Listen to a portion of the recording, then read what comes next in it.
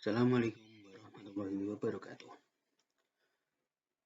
Untuk pembelajaran kali ini kita sudah sampai kepada tema 2, udara bersih bagi kesehatan pada pembelajaran subtema 1, cara tubuh mengolah udara bersih.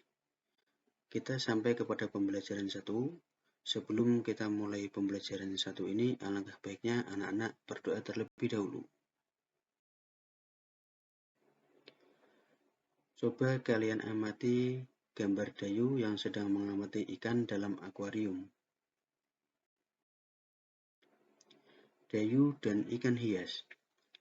Dayu memelihara banyak ikan hias berjenis mas koki. Ikan-ikan hias itu dipelihara dalam sebuah akuarium. Setiap hari, Dayu memberi makan ikan-ikannya. Dayu juga rutin membersihkan akuarium, lalu mengganti airnya dengan air bersih. Kegiatan itu ia lakukan seminggu sekali. Dayu melihat ikan-ikan di dalam akuarium berenang ke sana kemari. Dayu memperhatikan saat mulut ikan-ikan itu terbuka dan menutup, seolah-olah ikan-ikan itu selalu menelan air. Dayu bertanya-tanya, apa yang dilakukan ikan itu?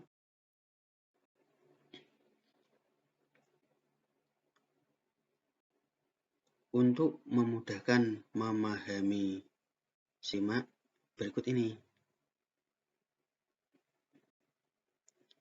Siapa yang memelihara ikan hias?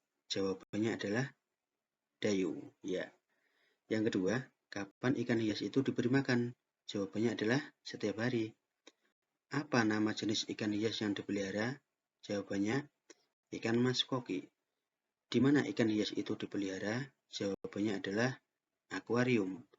Kapan akuarium dibersihkan? Jawabannya seminggu sekali.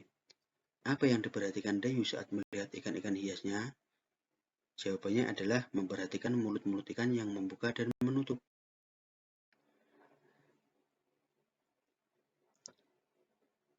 Selanjutnya kita akan mempelajari tentang sistem pernapasan pada hewan. Yang pertama adalah cacing, yang kedua serangga, yang ketiga ikan, amfibi, reptil, dan yang terakhir burung dan mamalia. Yang pertama, cacing. Cacing bernapas melalui permukaan kulit. Kulit cacing selalu basah dan berlendir untuk memudahkan penyerapan oksigen dari udara. Oleh karena itu, cacing menyukai tempat lembab untuk menjaga supaya kulit tubuhnya selalu basah dan berlendir. Di bawah permukaan kulit yang tipis terdapat pembuluh udara. Saat udara masuk melalui kulit, oksigen diikat oleh darah. Pada darah cacing terkandung hemoglobin, lalu diedarkan ke seluruh tubuh. Zat sisa pembakaran berupa karbon dioksida dan uap air dikeluarkan dari tubuh juga melalui kulit. Yang kedua adalah pembahasan tentang serangga. Alat pernapasan serangga berupa trakea, yaitu sistem tabung yang memiliki banyak percabangan di dalam tubuh. Percabangan trakea disebut trakeola. Trakea mengedarkan oksigen langsung ke semua sel tubuh dan organ serta menyerap karbon dioksida dari semua sel tubuh untuk dibuang. Udara memasuki trakea melalui pori-pori kecil di permukaan tubuh serangga yang disebut spirakel. Selanjutnya, udara beredar melalui pembuluh udara kecil itu. Karbon dioksida dari sel akan mengalir ke trakeola, lalu dibuang melalui lubang spirakel. Selanjutnya adalah ikan. Ikan bernapas dengan organ khusus mirip saringan yang disebut insang. Insang berbentuk lembaran tipis berwarna merah muda dan selalu lembab. Insang terdapat tepat di belakang rongga mulut pada kedua sisi kepala ikan. Biasanya, insang dilindungi oleh selaput atau rangka yang disebut tutup insang atau operculum. Di balik tutup insang ini, terdapat 4 deret insang yang saling tumpang tindih. Proses pernapasan ikan terjadi dengan cara membuka dan menutupnya mulut bergantian dengan membuka dan menutupnya insang. Proses pernapasan ikan terdiri dari 2 tahap, yaitu inspirasi dan ekspirasi. Inspirasi adalah mulut ikan membuka dan tutup insang menutup, sehingga air masuk ke dalam rongga mulut. Ekspirasi, mulut ikan menutup dan tutup insang membuka, sehingga air mengalir keluar dan terjadi pertukaran gas. Selanjutnya adalah amfibi. Hewan amfibi adalah hewan yang dapat hidup di darat dan di air. Salah satu contoh hewan amfibi adalah katak. Saat masih berupa kecebong, katak hidup di dalam air dan bernapas menggunakan insang. Insang kecebong terletak di luar tubuhnya dan terdiri atas lembaran-lembaran kulit halus mengandung kapiler darah. Setelah menjadi katak muda, insang mulai menyusut dan paru-paru mulai berfungsi. Katak muda pun tumbuh menjadi katak dewasa.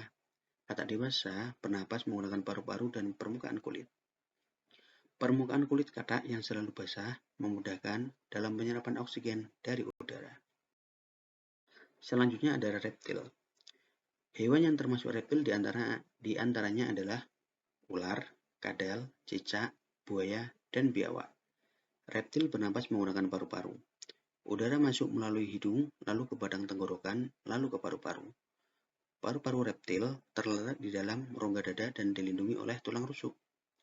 Pada reptil yang sering berkubang di air seperti buaya, lubang hidungnya dapat ditutup selama menyelam.